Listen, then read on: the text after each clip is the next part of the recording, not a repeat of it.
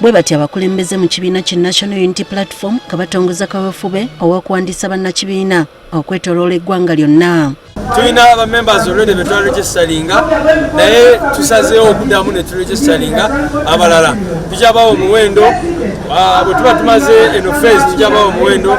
Kaweefube ono era bategeeza nga bagenda okumweyambisa okunga abawagizi ko n'okunyweza emirandira gy'ekibiina kyabwe nga beetegekera akalulu ka 2026.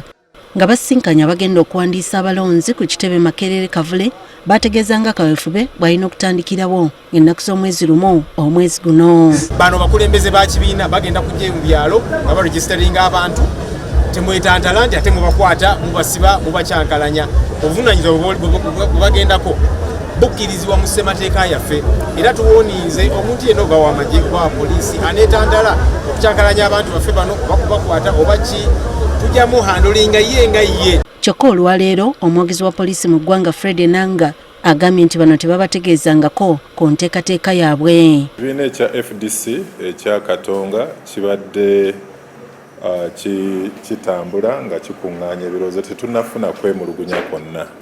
Basobodde okukolagana ne poliisi mu bitundu ebyenjawulo. Mu kiseera kino tetulina kibiina kirala kyataddeyo okusaba kwabwe oba kyategeezezza poliisi mu ngeri gye balina okutambula nga bakuŋŋaanya ebirowoozo.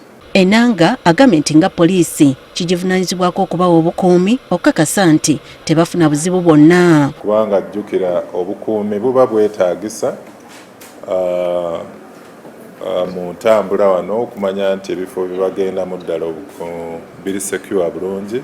Bino Enanga bitubuulidde bw'abadde ayogereri bannamawulire ku kitebe kya poliisi Naggulu.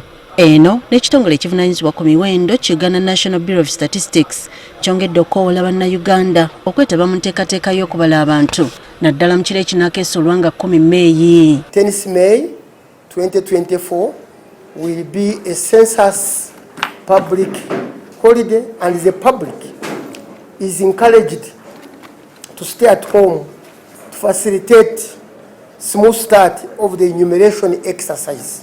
Okwawukanako nga bulijjo bagenda kubala abantu nga bakozesa kompyuta ez'ekika kya tablets nga bwe biri ebyuma. Toboozezza ssentebe w'akakiiko ka Ubos Albert Byamugisha engeri gye beeteeseteese singa byekyanga wakati mu kubala abantu. If the tablet of course runs out of battery, then it is charged using a power bank.